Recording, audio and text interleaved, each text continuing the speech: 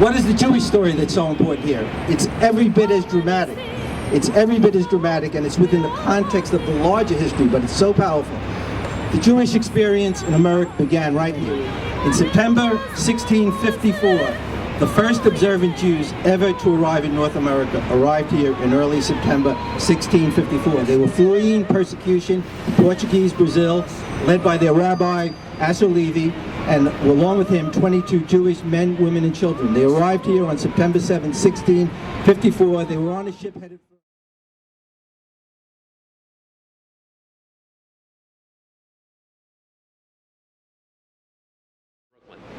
And every morning when I drive to work, when we go up the Gowanus, if you look to the left, you'll see the Statue of Liberty. And it always strikes me, because when I look at it, I imagine what it must have been like for my great-great-grandparents to see that statue for the first time and to come to this incredible country. We are in the busiest spot in the world, and yet when you take a few minutes and actually think about the history that occurred here, you get inspired. If you were walking these blocks 300 years ago, you would bump into the first Jews to settle America. It just shows you how far we've come. As Americans, as Jews, it's an incredible testament. And it reminds all of us here how important our life's work is. What we do today really will echo hundreds of years into the future. It inspires us, it humbles us in many ways, and it makes life more meaningful when you realize where you've come from. So, you know, with that.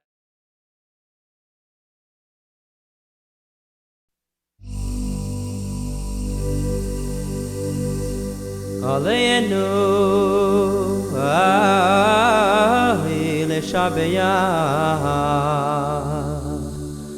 Il Hadoin HaKoi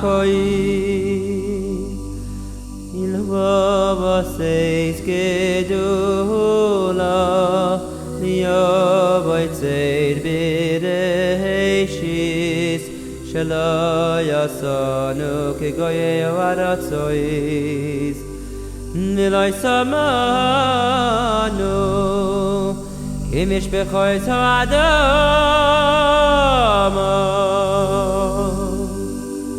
Vanachenu HaKovoyedi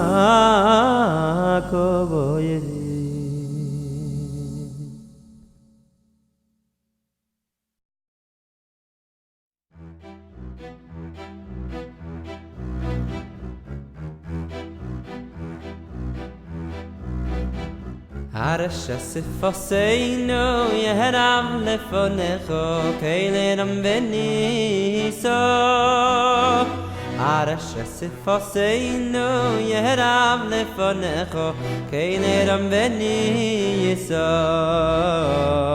Meivenu mazil mahabitu makshiv koil tikiyasenu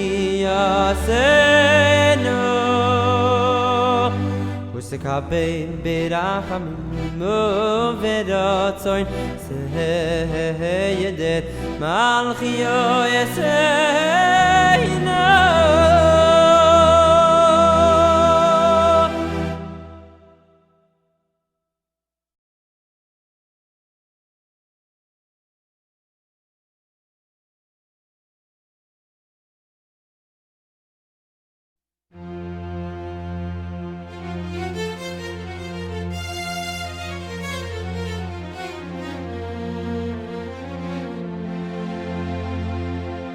Mayoim arasoilo Mahoy ayoim Yamid b'mishpot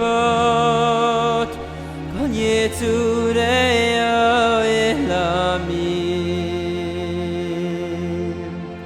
Mayim kivoni Mayim kavodi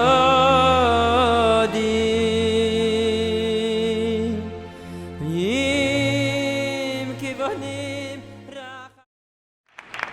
When I first became rabbi of a synagogue in Brooklyn Heights, there was an elderly Holocaust survivor who came into the office one day and he said, "Could you give me the addresses of different synagogues in New York?" I said, "Sure, but you live here in Brooklyn. Why do you want synagogues all around New York?" He says, "Because I saw synagogues being destroyed on Kristallnacht. And when I see there are synagogues that are being built, when I see there are synagogues that are thriving, I realize there's hope for the future." I think that he is looking down today and extremely proud that Mill Street Synagogue is being preserved. The 23 Jews came in 1654, and they were not welcomed very warmly by Peter Stuyvesant. As a matter of fact, Peter Stuyvesant sought to isolate them. So when you come here, think of those 23 who refused to succumb to passive resignation, who said, "We are not going to give up until we have full equality." You think of those 23 who didn't walk away, but who certainly maintained their self-respect as proud Jews. My father taught me years ago, I don't care what kind of Jew you are, but be proud of the Jew that you are. So Arthur, it's been said that you're a dreamer, and many others here who emulate that spirit, who fight for dreams. So thank you so much for remembering the 23, for remembering that Holocaust survivor, looking down and being proud, and let's continue to translate dreams into the realities of our lives. Thank you. This historic place has not had a synagogue for generations. It's time we had a synagogue again. This is the street, and I hope we have a location. Possibly the smallest synagogue, it would be the smallest synagogue on earth, but the new Mill Street Synagogue. I hope somehow we can make that happen, and in fact, dedicate it in time for Hanukkah this year, right across the street. It's a dream, but I think it can happen. If we can get the right support, it will be historic, and it will be the greatest monument to the first Jews in America.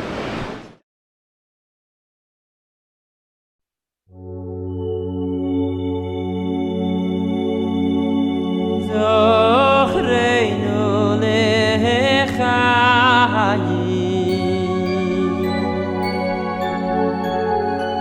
מלך חופש אוי בחיים